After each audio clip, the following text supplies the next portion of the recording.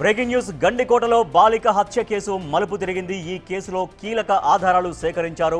అత్యాచారం జరగలేదు, హత్య జరిగిందని డీఐజీ చెబుతున్నారు. బాలిక కుటుంబ సభ్యులు ఆ సమయంలో గండికోటలో ఉన్నట్లు నిర్ధారణకు వచ్చారు. మృతురాలి శరీరంపై ఎలాంటి గాయాలు లేనట్లు సమాచారం.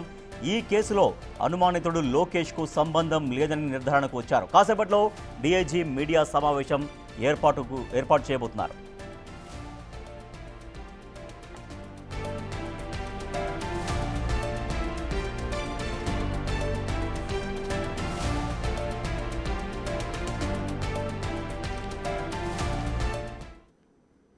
గండికోటలో బాలిక హత్య పైన పూర్తి సమాచారం వస్తోంది. లోకేష్ ఎవరైతే అనుమానితుడిగా ఉన్నారో లోకేష్కు సంబంధం లేదు. ఆ అమ్మాయికి సంబంధించినటువంటి కుటుంబ సభ్యులు ఆ గండికోట లోపల ఉన్నట్లుగా పోలీసులు నిర్ధారణకు వచ్చారు. సో ఎవరు హత్య చేశారనేది పోలీసులు తేలుస్తున్నారు. మా ప్రతినిధి శివ మరింత సమాచారం. సార్ శివ, డిఐజీ చెప్తున్నారు ఆ లోకేష్కు సంబంధం లేదు, దానిలో కుటుంబ సభ్యులైతే గండికోటలో ఉన్నారు. అంటే కుటుంబ సభ్యులే ఆ అమ్మాయిని చంపేసినట్టుగా అనుమానం వ్యక్తం చేస్తున్నారా? పోలీసులకి ఒక నిర్ధారణకి ఇప్పటికీ వచ్చేసారా?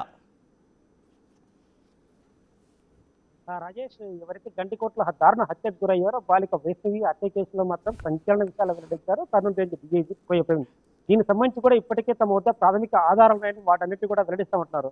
అయితే ఈ కోణంలో మాత్రం ఈ హత్య విషయంలో మాత్రం ఎవరైతే ఆ బాలిక ప్రియుడున్నాడో లోకేష్ పాత్రపై మాత్రం తమకు పూర్తిస్థాయి ఆధారాలు ఉన్నట్టు చెప్పారు. లోకేష్ పాత్రపై మాత్రం తనకి ఎలాంటి ప్రమేయం లేదు. ఈ హత్యలో తను ఇక్కడ కేవలం 20 నిమిషాలు మాత్రమే ఉన్నాడు, తర్వాత అతను వెళ్ళిపోయాడు. అయితే బాలిక మాత్రం 12 గంటల ప్రాంతం వరకు ఇక్కడే ఉన్నారు.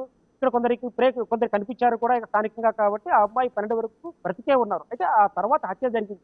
ఈ హత్య ఎవరు చేశారనే అంశంపై కూడా పోలీసులు ఇప్పటికే ప్రాథమిక ఆధారాలు సేకరించారు. దీంట్లో కాల్ డేటా ఆధారంగా మాత్రం కుటుంబ సభ్యులపైన ప్రధానంగా ఆధారాలు తెలుస్తుంది. అయితే మాత్రం వాటికి సంబంధించి ప్రస్తుతానికి డిఐజీ గారు వెల్లడించలేదు. దీనికి సంబంధించి మాత్రం ఆధారాలను సేకరించాం. ఈరోజు సాయంత్రం లోపు కూడా వీటన్నింటినీ కూడా ఆధారాలు సహా నిందితులు అరెస్ట్ చేస్తామని కూడా చెప్తున్నారు. రైట్ శివ, అయితే అంటే వాళ్ళు అంటే వాళ్ళ కుటుంబ సభ్యులే చంపేశారనేది ఇప్పుడు అనుమానం అయితే వస్తుంది. కానీ నిజంగా అంటే గతంలో వాళ్ళ ఇంట్లో ఏమన్నా గొడవలు జరిగాయా? ఈ అబ్బాయితో తిరగొద్దని అమ్మాయిని వార్న్ చేయడం కానీ, లేదు ఈ అమ్మాయి వాళ్ళ మాట వినకపోతే ఈ రకమైన చర్యకు పాల్పడ్డారు అన్నటువంటి అనుమానం ఆ కోణంలో తెలిసే అవకాశం ఉందా? అటువంటి విషయం బయటపడే అవకాశం ఉందని చెప్తున్నారా? రాజేష్, మొదటి నుంచి కూడా గత కొంతకాలంగా వీరిద్దరి మధ్య ప్రేమ నడుస్తుంది. దీనికి సంబంధించి కూడా ఇరు వర్గాలు కూడా మాట్లాడుకున్నారు. ఈ నేపథ్యంలో బాలిక ఎవరైతే కుటుంబ సభ్యులు ఉన్నారో వాళ్ళందరూ కూడా ప్రొద్దుటూరుకు మకా మార్చారు. లోకేష్ కుటుంబ సభ్యులు మాత్రం అదే గ్రామం హనుమగుర్తిలో ఉంటున్నారు. ఈ నేపథ్యంలో వీరి మధ్య ప్రేమాయణం కొనసాగుతున్న నేపథ్యంలో కూడా ఇరు వర్గాలు వారిని వారించారు.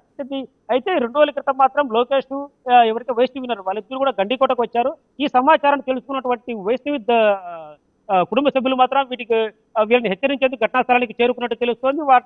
వాళ్ళు వచ్చిన నేపథ్యంలో లోకేష్ ఇక్కడి నుంచి వెళ్ళిపోవడం జరిగింది. ఆయన 8 గంటల ప్రాంతం ఇక్కడ వచ్చిన తర్వాత మాత్రం అతను 10:40 గంటలకు వెళ్ళారు. అయితే బాలిక మాత్రం అతను ఇక్కడే ఉన్నట్టు తెలుస్తారు. వాళ్ళ కుటుంబ సభ్యులు కూడా ఇక్కడికి వచ్చారు. అయితే వాళ్ళు ఎవరు వచ్చారు, ఎలా వచ్చారు? కుటుంబ సభ్యులు ముందే అక్కడ ఉన్నట్టుగా తెలుస్తుందా? కుటుంబ సభ్యులు లోపల ముందే ఉన్నారా, లేకపోతే వీళ్ళు ఇద్దరు వచ్చినటువంటి విషయాన్ని తెలుసుకున్న తర్వాత సో వీళ్ళతో నేరుగా మాట్లాడదామని అప్పుడు కుటుంబ సభ్యులు వచ్చినట్టుగా చెప్తున్నారా? ఏంటి అంటే వీళ్ళ కదలికల పైన కుటుంబ సభ్యులు ముందే నిఘా ఉంచి వాళ్ళు అక్కడికి రాగానే లోపలికి చేరుకోగానే వాళ్ళు కూడా వచ్చినట్టుగా తెలుస్తుందా, లేకపోతే అంతకన్నా ముందే వాళ్ళ కుటుంబ సభ్యులు లోపల ఉన్నారా, వాళ్ళని చూసి ఈ అబ్బాయి ఎవరైతే లోకేష్ ఉన్నాడో ఆయన బయటికి వెళ్ళిపోయాడా? ఇటువంటి కోణంలో ఎట్లా తెలుస్తుంది సమాచారం? అంటే వీరిద్దరు కదలికలు కుటుంబ సభ్యులకు ముందే తెలుసు. వీళ్ళు వచ్చిన సమాచారం తెలుసుకున్న తర్వాతనే ఎవరైతే అమ్మాయి అన్నగా భావిస్తున్నారో సురేంద్ర తనతో పాటు మరో వ్యక్తి కూడా ఇక్కడికి వచ్చినట్టు తెలుస్తుంది. వాళ్ళిద్దరు ఇక్కడికి వచ్చిన తర్వాత మాత్రమే లోకేష్ ఇక్కడి నుంచి వెళ్ళిపోయాడు. నన్ను నువ్వు ఉంటే చంపేస్తారంటూ తను వెళ్ళాలంటూ కూడా అబ్బాయికి సూచించినట్టు తెలుస్తుంది. సో ఆ నేపథ్యంలో బాలిక ఎక్కువ ఉండడం, లోకేష్ ఇక్కడి నుంచి వెళ్ళిపోయిన తర్వాత వారు ఇక్కడ వచ్చిన తర్వాత బాలికపై దాడి చేసినట్టు కూడా ప్రాథమిక ఆధారాల ప్రకారం తెలుస్తుంది. వాళ్ళు దాడి చేసిన తర్వాత మాత్రమే ఆ అమ్మాయి చనిపోయినట్లు కూడా పోలీసులు వెల్లడించకపోయినప్పటికీ కూడా ఇదే అంశంపై వాళ్ళకి ఆధారాలు సేకరించినట్టు తెలుస్తుంది. సో ఈ నేపథ్యంలో వారిని అదుపులో ఇప్పటికే తీసుకునే ఉన్నట్టు తెలుస్తుంది. వాళ్ళు తీసుకుని సాయంత్రం లోపు మీడియా ముందు ప్రవేశపెట్టే అవకాశం కూడా ఉంటుంది. Right, thank you Shiva. గండికోటలో మొన్న ఒక బాలిక హత్యకు గురైంది.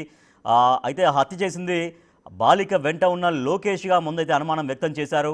కానీ ఆ లోకేష్కు ఎటువంటి సంబంధం లేదు అని పోలీసు అధికారులు నిర్ధారణకు వచ్చారు. అయితే అత్యాచారం కూడా జరగలేదు, ఇది ముమ్మాటికి హత్య అని పోలీసు అధికారులు నిర్ధారణకు వచ్చారు, ధృవీకరిస్తున్నారు. డీఐజీ కొద్దిసేపట్లో ఈ జరిగినటువంటి హత్య ఎలా జరిగింది, ఎవరెవరు పాల్పడ్డారు, ఎటువంటి ప్లాన్ చేశారనే దానిపైన వాళ్ళు సేకరించినటువంటి ఆధారాలు మీడియా ముందు ఉంచబోతున్నారు డీఐజీ. అయితే అయిన వాళ్ళే చంపేశారు అన్నటువంటి అనుమానాలు కూడా ప్రస్తుతం వస్తున్నాయి. ఎందుకంటే లోపల ఆల్రెడీ గండికోటలో ఈ అమ్మాయి ఎవరైతే చనిపోయారో ఆ అమ్మాయికి సంబంధించినటువంటి కుటుంబ సభ్యులు, వాళ్ళు చాలా దగ్గరి వాళ్ళు ఆల్రెడీ గండికోట లోపలే ఉన్నారు అని కూడా పోలీసులు చెప్తున్నారు. సో మరి వీళ్ళిద్దరు కలిసి వెళ్ళిన తర్వాత, ఆ అబ్బాయి లోకేష్ అనే అబ్బాయితోటి ఈ అమ్మాయి కలిసి వెళ్ళిన తర్వాత వీళ్ళు ఇక్కడికి వెళ్ళారని తెలుసుకొని ఆ కుటుంబ సభ్యులు అక్కడికి వచ్చారా? ఎందుకంటే వీళ్ళిద్దరి మధ్యలో ఒక రకమైన అంటే ఫ్రెండ్షిప్ ఉంది, లేదంటే ప్రేమ వ్యవహారం ఉందనేది ముందు నుంచే తెలుసు.